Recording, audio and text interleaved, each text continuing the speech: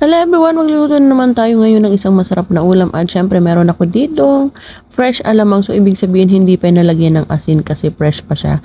Kaya ang ginawa ko, nilagyan ko yun ng mga sangkap, sibuyas, bawang, luya at syempre nilagyan ko na rin ng pampalasa kasi nga wala pa yan asin at nilagyan ko rin yan ng paminta. So ayan, yan ang ilalagay natin sa ating lulutuing ulam ngayon. At syempre meron din tayo ditong konting karne ng baboy, so ayan, paghahaluin natin yan. Yan yung mga isasawag natin sa ating ulam ngayon. So ayan, ito yung mga sangkap, ayan, sibuyas, bawang, luya, siling haba, pampalasa at syempre yung siling labuyo.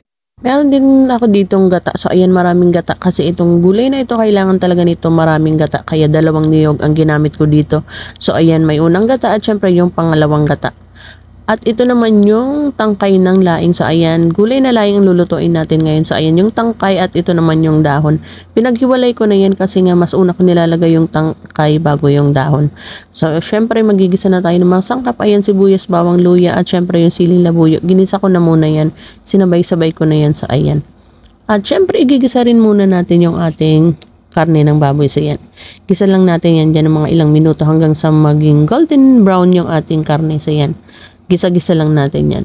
At syempre dahil nagisa ko na yung ating karne, ayan, gigisa na rin natin yung ating alamang. Lalagay na rin natin yan dyan. Igigisa rin natin yung ating fresh alamang sa ating karne ng baboy at sa mga sangkap para mas lalong maging malasa yung ating gulay. So yan, gisa-gisa lang muna natin yan ng mga ilang minuto. At syempre dahil nagisa na yun natin, lagay na natin yung ating gata. So ayan, nalagay ko na nga, hindi ko na napakita sa inyo. At syempre halo-haluin natin yan para hindi magbuo-buo yung gata. So yan, antayin lang natin yan na kumulo. At syempre para lumambot yung ating karne, yan, hayaan lang natin yan na kumulo. So ayan na nga, dahil malambot na yung ating karne, nilagay ko na rin yung ating fresh alamang. So yan, hayaan lang natin yan na kumulo. At syempre, ayan, luto na yung ating karne. Nilagay ko na rin yung ating tangkay ng laing. So yan, yan ang una kong nilalagay. Lalagay natin sa ilalim. At syempre sa ibabaw, lalagay na rin natin yung dahon ng laing. So ayan, ito kasing gulay na to hindi pwedeng haluin ng haluin. Kaya ganyan lang, hayaan lang yan na kumulo hanggang sa maluto ang gulay. So ayan. At syempre hayaan lang natin yan na medyo matuyo yung unang gata na nilagay natin. Kasi lalagay na natin yung pangalawang gata. So ayan, patuyuin natin ng konti bago natin lalagay yung isa pang gata kapag natuyo na yung sabaw niya. So ayan, hayaan lang natin yan na kumulo.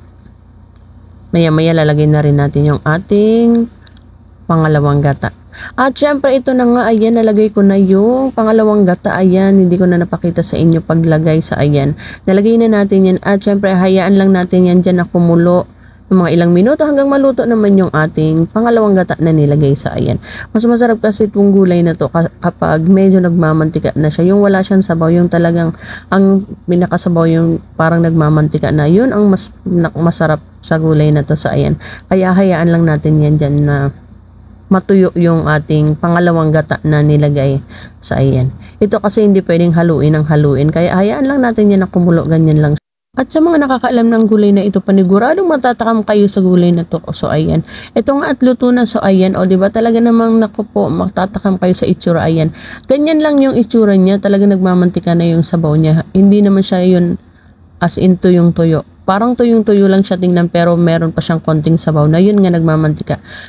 Ito ang aking recipe ng spicy ginataang laing na may pork. At syempre meron din niyang fresh alamang. So ayan, try ninyong magluto ng ganito, panigurado magugustuhan ninyo. But thank you for watching everyone.